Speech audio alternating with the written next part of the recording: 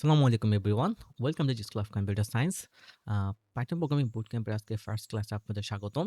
আজকে থেকে আপনাদের একটা অ্যামেজিং জার্নি শুরু। যারা অ্যাকচুয়ালি প্রোগ্রামিং এ নতুন, আপনাদের জন্য হচ্ছে বেশি স্পেশাল আজকের ডেটা। আজকে থেকে হচ্ছে আপনারা আপনাদের প্রোগ্রামার হওয়ার জার্নিটা শুরু হবে।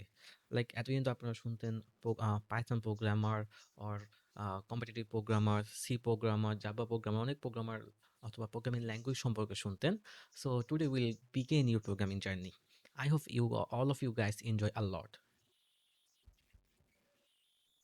ওকে, শুরুতে আমরা আসি পাইথন প্রোগ্রামিং এর বেসিক স্ট্রাকচার নিয়ে। পাইথনের প্রোগ্রামিং স্ট্রাকচারটা খুবই ইজি। লাইক জাস্ট সাদামাটাভাবে কোডটা লিখলে হয়। যেমন জাভাতে অনেক ক্লাস মেইন ক্লাস নিতে হয়, পাবলিক মেইন ক্লাস ডিক্লেয়ার করতে হয়, অনেক ঝামেলা আছে। আবার জাভা স্ক্রিপ্টেও সবসময় সেমিকোলনটা মেনটেন করতে হয়, বাট পাইথনটা খুবই বলা যায় বিগিনার ফ্রেন্ডলি। সো পাইথনের ফার্স্ট একটা স্টেটমেন্ট প্রিন্ট করতে হলে আমরা একটা প্রিন্ট কিওয়ার্ড ইউজ করতে হয়। প্রিন্ট কিওয়ার্ড হচ্ছে একটা আউটপুট প্রিন্ট করার জন্য। তারপর হচ্ছে যদি আমরা একটা স্ট্রিং নিতে চাই, স্ট্রিংটাকে অবশ্যই হচ্ছে একটা কোটেশনের ভিতরে রাখতে হয়। আর যদি এটা কোনো ইন্টিজার, ফ্লোট অথবা অন্য কোনো টাইপসের ডেটা হয়, তখন আর কোটেশন লাগে না। বাট স্ট্রিং এর ক্ষেত্রে হচ্ছে কোটেশনটা মাস্ট লাগে। সো আমাদের প্রোগ্রামিং জার্নি স্টার্ট করতে হলে আমাদের অবশ্যই একটা লাগবে কম্পাইলার এবং আমাদের ইনস্টল করে নিতে হবে পাইথন। সো এটা খুবই একটা ইজি প্রসেস। আমরা ওই প্রসেসে যাই এখন।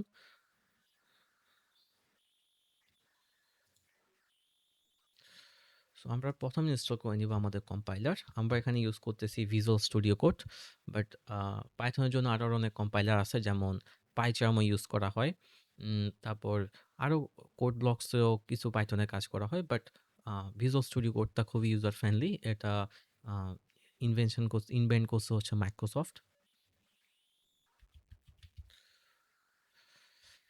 ভিজুয়াল স্টুডিও কোড আমরা হচ্ছে এই কম্পাইলারটা ইউজ করব। আমরা চাইলে আমাদের কম্পাইলারটা হচ্ছে গুগল ক্রোম থেকে ইনস্টল করতে পারি, বাট মাইক্রোসফট স্টোর থেকে ইনস্টল করলে হচ্ছে এরপর আর কোনো ঝামেলা নাই। গুগল ক্রোম থেকেই হচ্ছে আপনাদের ইএক্সি ফাইলটি ইনস্টল হবে, এরপর হচ্ছে রান উইথ অ্যাডমিনিস্ট্রেটর দিয়ে এটাকে আপনাদের কম্পিউটারে রান করে নিতে হবে। বাট ভিজুয়াল স্টুডিও কোড থেকে আপনি ইনস্টল করলে সরাসরি অ্যাপসটা চলে আসবে। সো আমার এখানে অলরেডি ইনস্টলড আছে, আপনারা জাস্ট এখানে প্রেস করলে ইনস্টল হয়ে যাবে। লাইক সেম এস আমরা যেভাবে প্লে স্টোর থেকে কোনো অ্যাপস ইনস্টল করি, একদম ইজি প্রসেস। এরপর আমাদের পাইথন কোড রান করার জন্য আমাদের ইনস্টল করতে হবে পাইথন। জাস্ট আমরা পাইথন লিখে সার্চ দিব। সার্চ দিলে আমাদের সামনে পাইথনের অনেকগুলো ভার্সন চলে আসবে। সো আমরা হচ্ছে লেটেস্ট যে ভার্সনটা আছে ওই ভার্সনটাকে পিক করব। এ তো আমাদের এখন লেটেস্ট ভার্সন আছে হচ্ছে 3.13। তো আমরা জাস্ট এখানে প্রেস করে এই ভার্সনটাকে ইনস্টল করে নিব। এটাও সেম ওয়েতে আপনাদের এখানে হচ্ছে গেট অথবা ইনস্টল লিখে আসবে। আমি তো অলরেডি ইনস্টল করে ফেলছি, যা ইনস্টলড লিখা আছে, জাস্ট প্রেস করে সেম ওয়েতে ইনস্টল করে নেবেন। ওকে, এরপর আর কোনো কাজ নেই, আপনারা সরাসরি হচ্ছে ভিজুয়াল স্টুডিও করে চলে যাবেন। যখন হচ্ছে আপনাদের দুটোই ইনস্টল হয়ে যাবে, পাইথন এবং ভিজুয়াল স্টুডিও কোড, এরকম একটা ইন্টারফেস পাবেন। পাওয়ার পর আপনারা ফার্স্ট কাজ করবেন হচ্ছে এখানে ভিউতে যাবেন। ভিউতে যাওয়ার পর টার্মিনাল।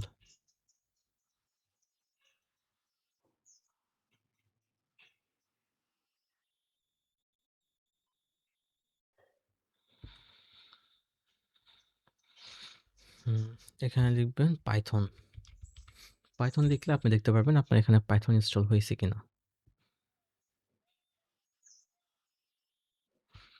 এই তো এখানে হচ্ছে পাইথন 3.13 ইনস্টলড আছে।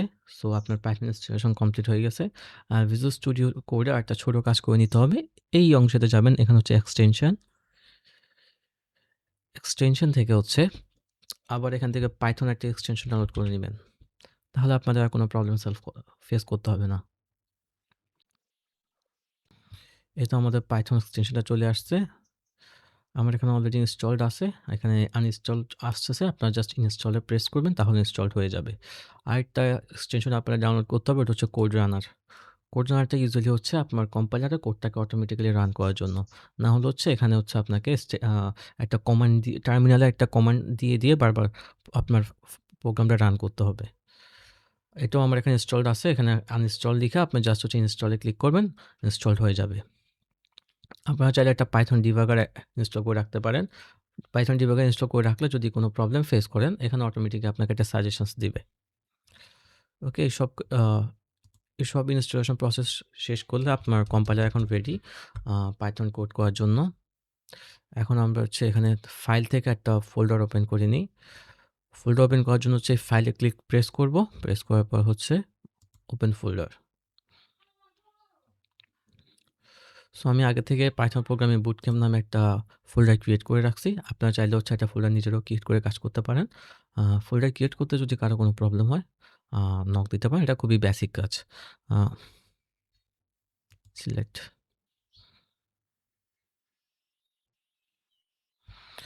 আমার ফোল্ডারটা ওপেন হয়ে গেছে। এখন হচ্ছে আমি এখানে একটা ফাইল নিব। আমি হচ্ছে first.py দিয়ে একটা ফাইল ক্রিয়েট করতেছি। first.py py পাইটা হচ্ছে পাইথনের কিওয়ার্ড। যখন হচ্ছে .py লিখবো তখন এটা হচ্ছে পাইথন ফাইল হবে। যখন হচ্ছে .html লিখবো HTML ফাইল। যখন হচ্ছে .js লিখবো তখন জাভাস্ক্রিপ্টের ফাইল। সো সবগুলা ফাইলটা এভাবে কাজ করে।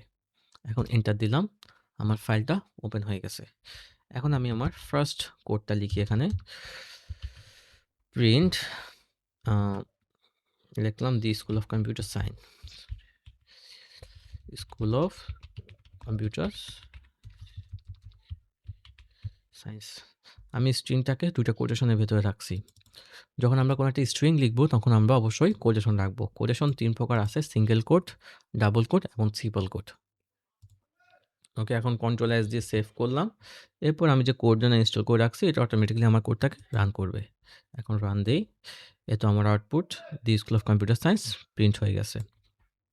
এটা আসলে একদমই বেসিক। এখন হচ্ছে আমরা মেইন টপিকসে আগাবো।